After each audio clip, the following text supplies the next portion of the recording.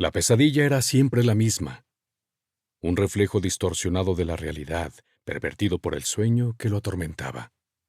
Odiaba cada uno de los segundos que duraba.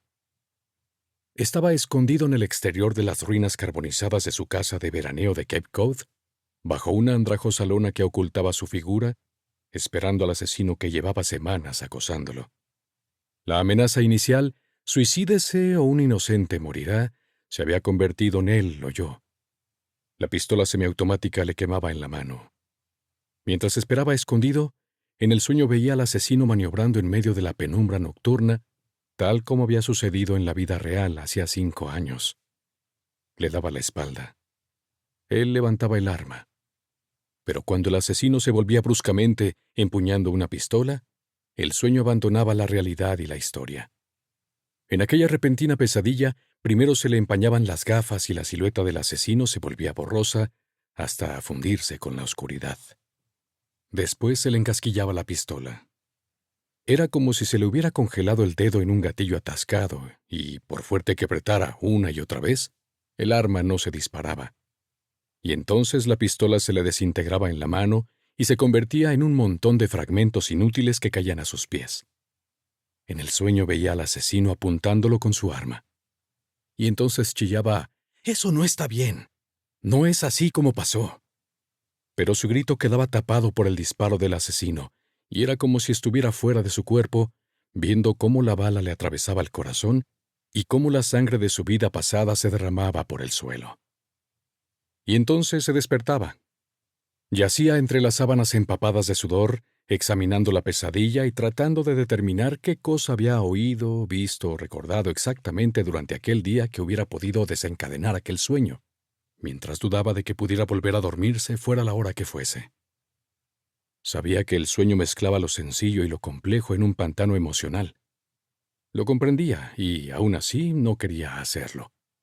Como su figura aquella noche bajo la lona, combinaba lo oculto con lo vulnerable. En la realidad, había sido letal yendo un pasito por delante. En el sueño, se convertía en una víctima yendo un pasito por detrás. Y, a pesar de ser psicoanalista, se le escapaba su verdadero significado. Próximo, pero esquivo. 5 años después. Detestaba las turbulencias. Era algo relativamente nuevo en su vida, un miedo que le había surgido de forma inesperada los últimos meses. A 10.600 metros de altura, cada vez que el avión daba alguna sacudida, Ricky Starks sentía aumentar su angustia. El estómago cerrado, las palmas sudorosas.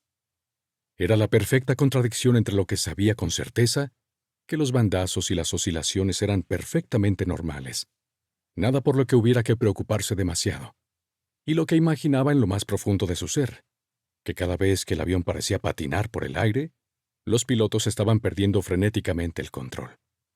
Encajado en su asiento de primera clase, era totalmente incapaz de hacer nada al respecto.